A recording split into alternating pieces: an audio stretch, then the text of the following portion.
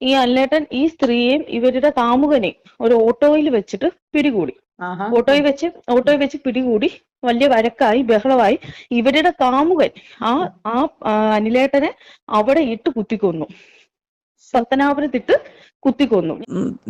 ജീപ്പിൽ പോയ വഴിക്ക് ഡ്രൈവർമാർ തമ്മിലുള്ള പ്രശ്നത്തിൽ കുത്തിക്കൊന്നതാണ് രാജേഷണ്ണ എന്നാണ് എൻ്റെ അറിവ്. അതിൽ കാമുകൻ്റെ ഇതെനിക്കറിവില്ല, അതെനിക്കറിവില്ല. ഉദയഗിരിജയുടെ മുൻ ഭർത്താവിനെ കാമുകൻ കുത്തിക്കൊന്നു. ഇങ്ങനൊരു വോയിസ് സോഷ്യൽ മീഡിയയിലെല്ലാം കിടന്ന് സർക്കുലേറ്റ് ചെയ്യുന്നുണ്ട്. എന്തായാലും ഉദയഗിരിജയെ പറ്റിയിട്ട് ഡെയിലി ഓരോരോ വാർത്തകളാണ് പുറത്തു വന്നുകൊണ്ടിരിക്കുന്നത്. കാര്യം എന്തായാലും ആ ഒരു ഫാമിലി മൊത്തവും തരികിടയാണ് എന്ന് നമുക്ക് വ്യക്തമായിട്ട് മനസ്സിലായതാണ് ഓൾറെഡി. ഓക്കെ, ഇനി അതിനെപ്പറ്റി നമ്മൾ കൂടുതൽ എക്സ്പ്ലെയിൻ ചെയ്തിട്ട് കാര്യമില്ല. പക്ഷേ ഉദയഗിരിജയെ പറ്റിയിട്ട് വളരെ സീരിയസ് ആയിട്ടുള്ള ഒരുപാട് അലിഗേഷൻ ആണ് വരുന്നോണ്ടിരിക്കുന്നത്. ഈ പറയുന്ന കാര്യങ്ങൾക്കൊക്കെ എന്തെങ്കിലും തെളിവോ കാര്യങ്ങളോ ഒക്കെ ഉണ്ടോ എന്ന് ചോദിച്ചു കഴിഞ്ഞാൽ അതും എനിക്കറിയാൻ വയ്യ. എന്തായാലും ഇന്ന് എല്ലാവരും എടുത്തു വെച്ച് വീഡിയോ ചെയ്യുന്ന ഒരു വോയിസ് ഉണ്ട്. ആ വോയിസ് ഞാൻ നിങ്ങളെ കേൾപ്പിക്കാം. ആ വോയിസിനകത്ത് ഉദയഗിരിജയുടെ ആദ്യ ഭർത്താവ് എങ്ങനെയാണ് മരണപ്പെട്ടതെന്ന് വളരെ വ്യക്തമായിട്ട് പറയുന്നുണ്ട്. ഒന്ന് കേൾക്കാം.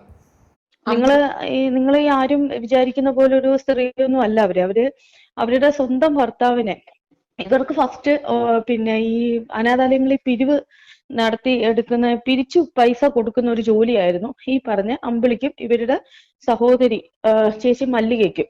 അപ്പോ ഇവര് ഗിരിജയുടെ പേരാണ് അമ്പിളി എന്ന് പറഞ്ഞാൽ അറിയും. അപ്പോ ഇവർക്ക് ഈ അനാഥാലയത്തിൽ പൈസ പിരിച്ചു കൊടുക്കുന്ന ഒരു ജോലിയായിരുന്നു. പേര് മല്ലിക എന്നാണ്. അപ്പോൾ ഈ സ്ത്രീകൾ ഈ ഒരു ഫീൽഡിലായിരുന്നു വർക്ക് ചെയ്തുകൊണ്ടിരുന്നത്. അങ്ങനെ ഈ അമ്പിളി എന്ന് പറഞ്ഞ ഈ സ്ത്രീയെ ഒരു അനിൽ എന്ന് പറഞ്ഞ ചേട്ടൻ വിവാഹം കഴിക്കുകയും ഇവര് തമ്മിൽ സന്തോഷമായിട്ട് മുന്നോട്ട് പോയി 2 മക്കളും ജനിക്കുകയും ചെയ്തു. അതിനുശേഷം ഈ സ്ത്രീ ഈ ഫീൽഡിൽ ഇറങ്ങിയതിന് ശേഷം ഈ അനിലേട്ടനുമായിട്ട് എന്നും വഴക്കാണ്. എന്നുവെച്ചാൽ ഇവർക്ക് വേറെ ബന്ധങ്ങളൊക്കെ ഉണ്ടെന്നും പറഞ്ഞിട്ട് എന്നും വഴക്കാണ്. അങ്ങനെ ഒരു ദിവസം ഈ അനിലേട്ടൻ ഈ സ്ത്രീയെയും ഇവരുടെ കാമുകനെയും ഒരു ഓട്ടോയിൽ വെച്ചിട്ട് പിടികൂടി. ഓട്ടോയിൽ വെച്ച് പിടികൂടി വലിയ വഴക്കായി ബഹളമായി. ഇവരുടെ കാമുകൻ ആ അനിലേട്ടനെ അവിടെ ഇട്ട് കുത്തിക്കൊന്നു. നിങ്ങളിപ്പോൾ ഈ കേട്ടൊരു വോയിസ് എന്ന് പറഞ്ഞാൽ സുറുമി എന്ന് പറയുന്ന ഒരു ലേഡി പറയണതാണ്. ഇപ്പൊ ആ ലേഡിക്ക് യൂട്യൂബ് ചാനലും കാര്യങ്ങളൊക്കെ ഉണ്ട്. എന്തായാലും ഷഫീന ബീവിയാണ് ഇത് ആദ്യമേ പുറത്തുവിടുന്നത്. ഓക്കെ, ഞാൻ ഈ ഒരു വിഷയമായിട്ട് ബന്ധപ്പെട്ട് ഷഫീന ബീവി എടുത്ത് ചോദിച്ചിട്ടുണ്ടായിരുന്നു. സത്യം പറഞ്ഞാൽ ഇതിനകത്ത് എന്തെങ്കിലുമൊക്കെ വ്യക്തതയുണ്ടോ, ഇവർ പറയണത് സത്യമാണോ എന്ന്. പുള്ളിക്കാരത്തി എൻ്റെ അടുത്ത് പറഞ്ഞതെന്ന് വെച്ച് കഴിഞ്ഞാൽ അജിത എന്ന് പറയുന്ന ഒരു ലേഡി, അതായത് ഇവരുടെ വളരെ ക്ലോസ് റിലേറ്റീവാണ് ഈ അജിത, ഈ പറയുന്ന ഗിരിജയുടെ. അപ്പം ഈ അജിത എന്ന് പറയുന്ന ഒരു ലേഡി പറഞ്ഞ സ്റ്റോറി ഇങ്ങനൊന്നും അല്ല. അവർ വേറെ രീതിയിലുള്ളൊരു സ്റ്റോറിയാണ് പറഞ്ഞത്. അതായത് ഈ സുറുമി എന്ന് പറയുന്ന ഈ ഒരു ലേഡി പറഞ്ഞത് കള്ളത്തരമാണ് പറയുന്ന തരത്തിലുള്ള അജിതയുടെ വോയിസ് ഇന്ന് ഷഫീന ബീവിയുടെ ചാനലിനകത്ത് പുറത്ത് വിട്ടിട്ടുമുണ്ട്. എന്തായാലും ഈ ഒരു വിഷയത്തിൽ ഒരു കാര്യം പറയാം. നിങ്ങൾ ആദ്യം മനസ്സിലാക്കേണ്ടത് ഒരു കൊലപാതകത്തെ പറ്റിയിട്ടാണ് വന്നിരുന്ന് പറയണത്. ഇതിനകത്തൊക്കെ എന്തെങ്കിലും സത്യമുണ്ടെങ്കിൽ നിങ്ങൾ തെളിവോ കാര്യങ്ങളോ ഒക്കെ എടുത്ത് വെച്ച് സംസാരിക്കുക. അല്ലാതെ വെറുതെ പബ്ലിക് പ്ലാറ്റ്ഫോമിൽ വന്നിട്ട് ഇതും പറഞ്ഞിട്ട് ഒരു കാര്യമില്ല. പിന്നെ സുറുമി എന്ന് പറയുന്ന ഈ ഒരു ലേഡിയുടെ ചാനൽ ഞാൻ ഇവിടെ സൈഡിൽ കാണിക്കാം. ഈ വ്യക്തി എന്ന് പറഞ്ഞു കഴിഞ്ഞാൽ ഇങ്ങനെ ഡെയിലി, അതായത് ഡെയിലി അല്ല, ഓരോ മിനിറ്റ് തോറും ഇങ്ങനെ ഈ ഒരു വിഷയത്തെ പറ്റിയിട്ട് വീഡിയോ ഇട്ടുകൊണ്ടേ ഇരിക്കുവാണ്. എനിക്ക് മനസ്സിലാവുന്നില്ല ഇതിൻ്റെ കാര്യം എന്താണെന്ന്. ശരിക്കും ഇവർക്ക് എന്തെങ്കിലും അവരുമായിട്ട് പ്രശ്നങ്ങളോ കാര്യങ്ങളോ എന്തെങ്കിലും ഒക്കെ ഉണ്ടെങ്കിൽ നിങ്ങൾ കൊണ്ടുപോയി കേസ് കൊടുക്കുക. അല്ല നിങ്ങൾ ഇങ്ങനെ മിനിറ്റ് തോറും ഇങ്ങനെ വീഡിയോ ഇട്ടുകൊണ്ടിരുന്നിട്ട് എന്ത് നേടാനാണ്? യൂട്യൂബിൽ നിന്നുള്ള റവന്യൂ ആണോ ഉദ്ദേശിക്കുന്നത്? എനിക്ക് മനസ്സിലാവുന്നില്ല. കാര്യം എനിക്ക് നല്ല സംശയമുണ്ട്. കാര്യം നിങ്ങൾ ആ ഒരു ചാനലിനകത്ത് കംപ്ലീറ്റ്ലി, അതായത് ത്രൂ ഔട്ട് ഇങ്ങനെ ഇട്ടുകൊണ്ടിരിക്കുവാണ്. അത് മാത്രമല്ല കമൻറ്റ് ബോക്സുകളിൽ അങ്ങനെ 2-3 കമൻറ്റുകളും വരുന്നുണ്ട്, നിങ്ങൾ ഇത്തിരി ഓവറാണ് എന്നുള്ള രീതിയിൽ. ശരിക്കും പറഞ്ഞാൽ എന്തെങ്കിലുമൊക്കെ കാര്യങ്ങളുണ്ടെങ്കിൽ, നിങ്ങൾക്ക് എന്തെങ്കിലുമൊക്കെ പേഴ്സണൽ ഇഷ്യൂസ് ഉണ്ടെങ്കിൽ നിങ്ങൾ നിയമപരമായിട്ട് പോകാനേ ഞാൻ പറയത്തുള്ളൂ. അല്ലാതെ ഇതിനെ പറ്റിയിട്ട് കണ്ടിന്യൂസ്ലി ഇങ്ങനെ വന്നിരുന്ന് പറയുമ്പോഴത്തേക്ക് ആൾക്കാർ മുതലെടുക്കുവാണ് എന്നുള്ള രീതിയിലോട്ടേ പറയത്തുള്ളൂ. ഇത്ര എനിക്ക് പറയാനുള്ളൂ. എന്തായാലും ആദ്യം ഷഫീന ബീവി ഇട്ട വോയിസ് ഞാൻ നിങ്ങളെ കേൾപ്പിക്കാം. പുന്നല ചാച്ചിപ്പുന്നാല് വെച്ചിട്ടാണെന്നാണ് തോന്നുന്നത് എൻ്റെ അറിവിൽ. അത് എനിക്ക് ഈ കാമുകൻ്റെ ഇതിൽ രാജേഷണ്ണം കുത്തിക്കൊന്നയാണെന്നറിയാം, പക്ഷെ കാമുകൻ്റെ ഇതിലാണോ എന്നുള്ളത് എനിക്ക് അറിയില്ല. അതെനിക്കറിയില്ല. എനിക്ക് അതിനെക്കുറിച്ച് അറിയത്തില്ല. ഇവർക്ക് ഞാൻ പറഞ്ഞില്ലേ, ഇവർ വന്നിരുന്ന് 12 വർഷത്തിന് ശേഷം, അവരുടെ ഭർത്താവ് മരിച്ച് 12 വർഷത്തിന് ശേഷമാണ് അവർ ഇതായെന്ന് പറഞ്ഞില്ലേ. അപ്പം അത് ഭർത്താവ്, അതാണ് ഞാൻ പറഞ്ഞത്. ഭർത്താവ് മരിച്ചു കഴിഞ്ഞിട്ട് ഇവർക്ക് ബന്ധങ്ങളുണ്ടായിരുന്നു. പിന്നെ ഭർത്താവ് ജീവനോടുള്ളപ്പോൾ ഇവർക്ക് ബന്ധങ്ങളുണ്ടായിരുന്നു എന്ന് വെച്ച് കഴിഞ്ഞാൽ, രാജേഷണ്ണം ഭയങ്കര മദ്യപാനിയായിരുന്നു. ഭയങ്കര മദ്യപാനി എന്ന് വെച്ചാൽ ഒരു സ്ത്രീകൾക്കും അദ്ദേഹത്തിനോടൊപ്പം ജീവിച്ചു പോകാൻ പറ്റാത്ത തരത്തിലുള്ള മദ്യപാനം പുള്ളിക്കുണ്ട്. നമ്മൾ ഒരു വ്യക്തിയെക്കുറിച്ച് പറയുമ്പോൾ എല്ലാ കാര്യങ്ങളും പറയണമല്ലോ. പിന്നെ അവർ പറഞ്ഞ കാര്യങ്ങളെല്ലാം ഏകദേശം കറക്റ്റാണ്. അവർ പറഞ്ഞിട്ടുള്ള കാര്യങ്ങൾ ഓക്കെയാണ്. പക്ഷേ അതിനകത്ത് ഈ 2 കാര്യങ്ങൾ ഇതാണ്. കാരണം ഞാനിപ്പം അതിനെക്കുറിച്ച് അന്വേഷിച്ച് എനിക്കിതൊരു ചെറിയതുണ്ടായിരുന്നു. പക്ഷേ പിന്നെ ഞാൻ അതിനെക്കുറിച്ച് ഇപ്പോൾ കാര്യമായിട്ട് തിരക്കിയപ്പോൾ കറക്റ്റാണ്. കാരണം ജീപ്പിൽ പോയ വഴിക്ക് ഡ്രൈവർമാർ തമ്മിലുള്ള പ്രശ്നത്തിൽ കുത്തിക്കൊന്നതാണ് രാജേഷണ്ണ എന്നാണ് എൻ്റെ അറിവ്. കേട്ടല്ലോ, ജീപ്പിൽ പോയ വഴിക്ക് ഡ്രൈവർമാർ തമ്മിലുള്ള എന്തോ ഇഷ്യൂവിൻ്റെ പേരിൽ ആ പുള്ളി മരണപ്പെട്ടതാണ് എന്നാണ് ഇവർക്കറിയാവുന്നത്. അതായത് ഇവരുടെ റിലേറ്റീവാണ് പറയണത്. സോ ഇതിനെക്കാട്ടും വലിയൊരു എവിഡൻസ് വേണ്ട അല്ലേ? അപ്പം എന്തെങ്കിലുമൊക്കെ ആരോപണങ്ങൾ നിങ്ങൾ ആരെങ്കിലും കുറിച്ചൊക്കെ പറയുമ്പോൾ വ്യക്തമായിട്ട് അതിനെപ്പറ്റി ഒരു ധാരണ വേണം. അല്ലെങ്കിൽ ആ ഒരു കാലഘട്ടങ്ങളിൽ ഈ ഒരു വിഷയമായിട്ടൊക്കെ ബന്ധപ്പെട്ട ആൾക്കാരുണ്ടോ അവരുമായിട്ടൊക്കെ നിങ്ങൾ ചോദിക്കുകയോ അല്ലെങ്കിൽ അവരുടെ വോയിസോ കാര്യങ്ങളോ ഒക്കെ എടുത്തു വെച്ചിട്ട് തെളിവോടെ കൂടിയിട്ട് വന്നിരുന്ന് പറയുന്നതായിരിക്കും ഏറ്റവും നല്ലത്. നിസ്സാരപ്പെട്ട കാര്യമല്ല. അവർ കേസ് കൊടുത്തു കഴിഞ്ഞാൽ 100% ഈ ഒരു വിഷയത്തിനകത്ത് പ്രശ്നം ഉണ്ടാവും. അതുമാത്രമല്ല, ഈ ഉദയഗിരിജ എന്ന് പറയുന്ന ഒരു ലേഡിയുടെ ഫോട്ടോ എടുത്ത് വെച്ചിട്ട് ഇവരെ രാത്രിയിൽ ഇവരുടെ റൂമിൽ ആരോ കയറി പിന്നെ ഇവരുടെ അവിഹിതം പിടിച്ചു. ഒന്നും അല്ലേലും അവരൊരു സ്ത്രീയല്ലേ? കാര്യം ഞാൻ അവരെ വെളുപ്പിക്കാനെന്ന് വന്നതൊന്നും അല്ല. എനിക്ക് അവരെ വെളുപ്പിച്ചിട്ട് ഒരു നേട്ടവും ഇല്ല. ഞാൻ അവരെ പറ്റിയിട്ട് ഞാൻ വന്നിരുന്ന കുറ്റമാണ് ഞാനും പറഞ്ഞിട്ടുള്ളത്. പക്ഷെ ഒന്നുമില്ലെങ്കിലും നിങ്ങൾ മനസ്സിലാക്കേണ്ട ഒരു കാര്യം എന്ന് പറഞ്ഞു കഴിഞ്ഞാൽ അവർ കൊണ്ടൊരു കേസ് കൊടുത്തു കഴിഞ്ഞാൽ എല്ലാം പെടും. കാര്യം നിസ്സാരപ്പെട്ട കാര്യമൊന്നുമല്ല. അവിഹിതം മറ്റേന്നൊക്കെ പറഞ്ഞിട്ട് എഴുതി വെച്ച് കഴിഞ്ഞാൽ സ്പോട്ടിൽ അറസ്റ്റാണ്. IT ആക്ട് ഇട്ടിട്ട് നമ്മുടെ പേരിൽ പോലീസുകാർ കേസ് എടുക്കുകയും ചെയ്യും. അതിനകത്ത് യാതൊരു സംശയമില്ല. സോ അതുകൊണ്ട് നോക്കിയും കണ്ടുമൊക്കെ വന്നിരുന്ന് സംസാരിക്കുന്നതായിരിക്കും ഏറ്റവും നല്ലത്. അല്ലാതെ അതിൽ കൂടുതൽ ഞാൻ ഒന്നും പറയുന്നില്ല. എന്തായാലും ബാക്കിയുടെ കേൾക്കാം. അതിൽ കാമുകൻ്റെ അതെനിക്കറിവില്ല. പക്ഷെ രാജേഷണ്ണൻ പോയതിന് ശേഷം ഇവർ 12 വർഷമായിട്ട് എൻ്റെ ഭർത്താവ് മരിച്ചതിന് ശേഷം ഇങ്ങനെ നിന്നുകൊണ്ട് മക്കൾ കെട്ടിച്ചു എന്ന് പറഞ്ഞില്ലേ, അത് കള്ളത്തരമാണ്. അവർ വന്നിരുന്നു പറഞ്ഞാൽ ഉദയഗിരിജ വന്നു. ഞാൻ അതിനാണ് അത് വിമർശിച്ചത്.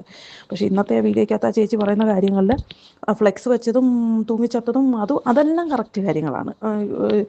ഉദയഗിരിജ ഒളിവിൽ പോയെന്ന് അതൊക്കെ അത് ഏകദേശം പത്തനാപുരത്ത് ഒരുമാതിരിപ്പെട്ട അതെല്ലാം ഇവരുടെ കാര്യങ്ങളെക്കുറിച്ചൊക്കെ ആ നാട്ടുകാർക്ക് മൊത്തം അറിയാം. പക്ഷേ ഈ വിജിലൻ്റ് രാജേഷ് എന്നാണ് ഭർത്താവിൻ്റെ പേര്. അതാണ് വിഷ്ണു വിജിലൻ്റ്, വർഷ വിജിലൻ്റ് എന്ന് കൊച്ചുങ്ങൾക്ക് പേര് കിടക്കുന്നത്. വിജിലൻ്റ് എന്നാണ് അണ്ണൻ്റെ ഒറിജിനൽ നെയിം. അണ്ണൻ്റെ വീട് പുന്നല. ബാക്കി അവർ പറഞ്ഞില്ലേ, അണ്ണൻ്റെ അമ്മയൊക്കെ ഭയങ്കര പ്രശ്നങ്ങൾ. ആദ്യ സമയത്തൊക്കെ ഒരു പ്രശ്നങ്ങളായിരുന്നു. പിന്നെ അത് കഴിഞ്ഞ് അവരുമായിട്ട് കോംപ്രമൈസ് ഒക്കെ. കാരണം അവർക്ക് വേറെ ആരുമില്ല, ഈ മരുമോൾ മാത്രമേ ഉള്ളൂ. അപ്പോൾ അതുകൊണ്ട് പിന്നെ അവർ ഇവരോടൊപ്പം വന്ന് ഇപ്പോൾ ആ കൊച്ചിൻ്റെ പ്രസവത്തിനൊക്കെ നോക്കുന്ന അമ്മയാണ്. ഈ രാജേഷൻ്റെ അമ്മയാണ് വിഷ്ണുവിൻ്റെ. അവർക്ക് പിള്ളേരെ ഭയങ്കര സ്നേഹമായിരുന്നു. അവർക്ക് അമ്പിളിയോടുള്ള സ്നേഹമല്ല, അവർക്ക് ഈ കൊച്ചുങ്ങളെ ഭയങ്കര സ്നേഹമായിരുന്നു. ഇപ്പം ഷബീന ചേച്ചി പറയുന്നത് പോലെ നമ്മളൊരു വ്യക്തിയെക്കുറിച്ച് വിമർശിക്കുമ്പോൾ അയാളെ നല്ലതും പന്നലും പറയണമല്ലോ. നമ്മൾ പന്നൽ മാത്രം പറയാൻ നിന്ന് കഴിഞ്ഞാൽ ശരിയാവില്ലല്ലോ. അപ്പം അതുകൊണ്ട് പിന്നെ ഈ രാജേഷൻ്റെ കൂടെയുള്ള രാജേഷനെ കുത്തിക്കൊന്നയാണെന്ന് ഞാനും ചേച്ചിയോട് പറഞ്ഞിട്ടുണ്ട്. രാജേഷനെ കുത്തിക്കൊന്നയാണ്. പക്ഷെ അത് കാമുകനുമായിട്ടുള്ള ബന്ധത്തിലാണെന്നുള്ളത് എനിക്ക് അറിവില്ല. കേട്ടല്ലോ, ഇതിനകത്ത് പുള്ളിക്കാരത്തി വളരെ വ്യക്തമായിട്ട് പറയുന്നുണ്ട് കാമുകൻ്റെ സീനുമായിട്ട് ബന്ധപ്പെട്ട കാര്യങ്ങളൊന്നുമല്ല, വേറെ ഒരു രീതിയിലാണ് മരണപ്പെട്ടതെന്ന്. സോ ഇനി ഇതിൻ്റെ ഒരു എക്സ്പ്ലനേഷനായിട്ട് സുറുമി എന്ന് പറയുന്ന ഒരു ലേഡി വന്നിട്ടുണ്ട്.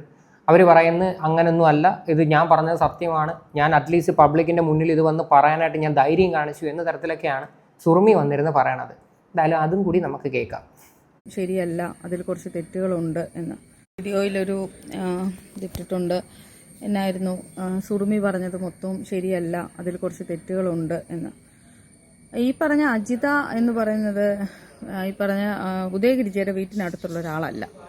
ഈ ഉദയഗിരിജയും അജിതയും എല്ലാവരും ഒരുമിച്ച് പിരിവിന് നടന്നതാണ്. അജിതയെ അന്ന് തൊട്ട് എൻ്റെ അമ്മയ്ക്കൊക്കെ അറിയാം. അജിതയ്ക്ക് എന്നെ അറിയില്ല, ഞാനന്ന് കൊച്ചാണ്. അജിതയ്ക്ക് എൻ്റെ അമ്മയൊക്കെ അറിയാം. എൻ്റെ കസിൻ എന്ന് പറഞ്ഞ ഒരാളെ അറിയാം. ഇവിടെ എല്ലാവരും ഒരു ഗ്യാങ് ആയിരുന്നു. ഈ പറഞ്ഞ അജിതയും ഉദയഗിരിജ എല്ലാവരും ഒരു ഗ്യാങ് ആയിരുന്നു. അജിത പിരിവിന് നടന്നതാണെന്നും എനിക്കറിയാം. പിന്നെ ഞാൻ പറഞ്ഞ കള്ളമാണെന്നുള്ള ഞാൻ ഇത്രയും നേരം പറഞ്ഞിട്ടുള്ളതിൽ ഒരു കള്ളവുമില്ല. ഞാൻ പറഞ്ഞല്ലോ, നിങ്ങൾ അന്വേഷിച്ച് നോക്കിയാൽ മതി. പിന്നെ ഒരു കൊല നടക്കുമ്പോൾ ഇപ്പം മേ ബി അയാൾ എവിടെയാണ് മരിച്ചു വീണത് എന്ന് കൃത്യം സ്പോട്ട് പറയാൻ ഞാനൊന്നും എടുത്തു പറയുന്നുണ്ട്. ഞാനിന്ന് കൊച്ചു കുട്ടിയാണ്, ഇതുപോലെ ഞാൻ അറിഞ്ഞ കാര്യമാണ് ഞാൻ പറഞ്ഞത്. അപ്പോൾ എൻ്റെ അമ്മ പറഞ്ഞുള്ള അറിവാണ്, ഞാൻ കണ്ടിട്ടില്ല എന്ന് ഞാൻ പറഞ്ഞിട്ടുണ്ടായിരുന്നു. ഈ കഴിഞ്ഞ ദിവസം ഈ പറയുന്ന സുറുമിയുടെ ചാനലിനകത്ത് ഒരു വീഡിയോ വന്നിട്ടുണ്ടായിരുന്നു. അതായത് പുള്ളിക്കാരത്തിയുടെ വീട്ടിൽ ഈ ഉദയഗിരിജയുടെ അമ്മ ചെന്നിട്ട് കാശ് ഓഫർ ചെയ്തു എന്ന തരത്തിലുള്ളൊരു വീഡിയോ. അതിന് എന്തുമാത്രം വ്യക്തത ഉണ്ടെന്ന് എനിക്കിതുവരെ മനസ്സിലായിട്ടില്ല. സോ അങ്ങനെയൊക്കെയുള്ള രീതിയിൽ അവർ അപ്രോച്ച് ചെയ്തിട്ടുണ്ടെങ്കിൽ നിങ്ങൾ തീർച്ചയായിട്ടും തെളിവ് പുറത്തു വിടണം എന്ന തരത്തിലാണ് ഞാൻ പറഞ്ഞിട്ടുള്ളത്. ഓക്കെ, വേറൊരു കാര്യം കൂടെ ഇവരുടെ കഴിഞ്ഞ വീഡിയോക്കകത്ത് പറഞ്ഞിട്ടുണ്ടായിരുന്നു. യൂട്യൂബേഴ്സിനൊക്കെ ഈ പറയുന്ന ഉദയഗിരിജ ഫാമിലിയൊക്കെ കാശ് കൊടുത്തിട്ടുണ്ട്, അതുകൊണ്ടാണ് യൂട്യൂബേഴ്സ് ബാലൻസ് ചെയ്ത് സംസാരിക്കുന്നതെന്ന്. നമുക്ക് ശരിക്കും ഇവരുടെ കയ്യിൽ നിന്നൊക്കെ കാശ് മേടിച്ചിട്ട് നമുക്ക് എന്ത് നേടാനാണ്? ഉദയഗിരിജയും ഫാമിലി എന്നൊക്കെ പറഞ്ഞു കഴിഞ്ഞാൽ ഒരു ഫ്രോഡ് ഫാമിലിയാണെന്നുള്ള കാര്യത്തിന് അത് യാതൊരു സംശയവും ഇല്ല.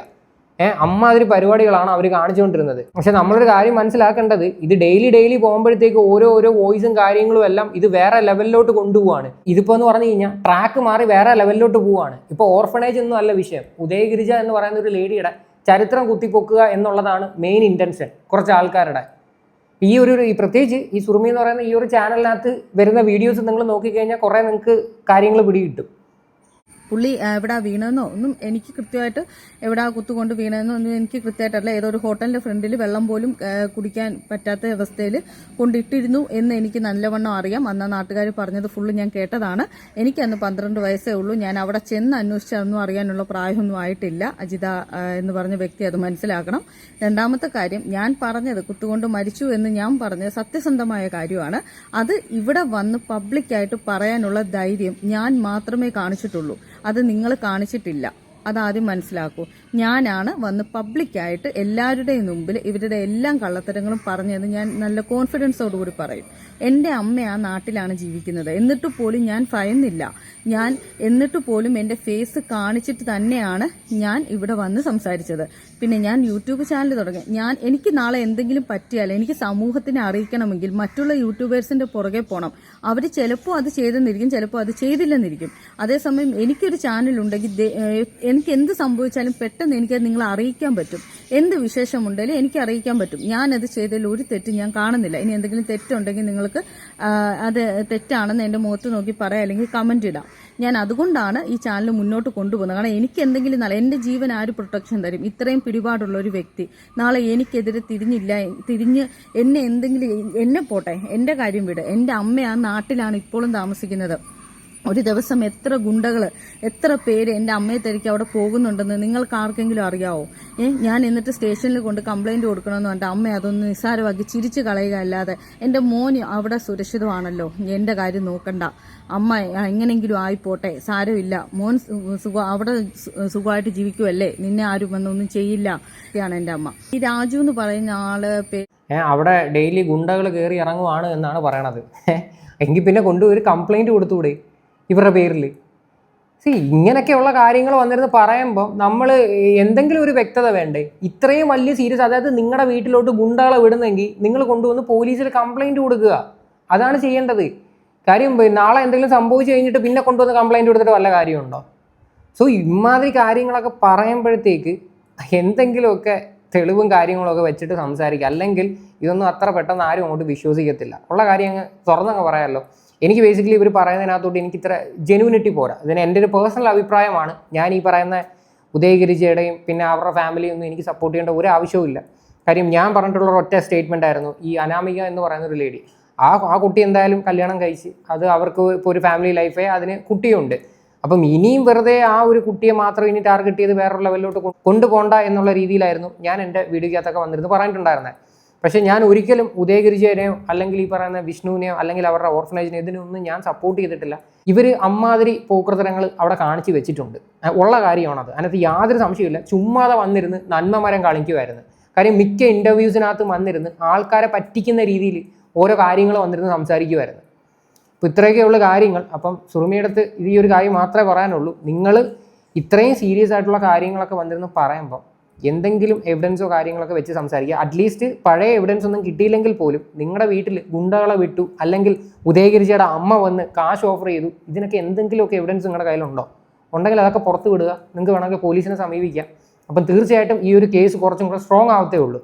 അപ്പോൾ ഇതിനെക്കുറിച്ചിട്ടുള്ള നിങ്ങളുടെയൊക്കെ അഭിപ്രായങ്ങൾ എന്താണെന്ന് വെച്ചാൽ നിങ്ങൾ തീർച്ചയായിട്ടും കമൻറ്റ് ചെയ്യുക.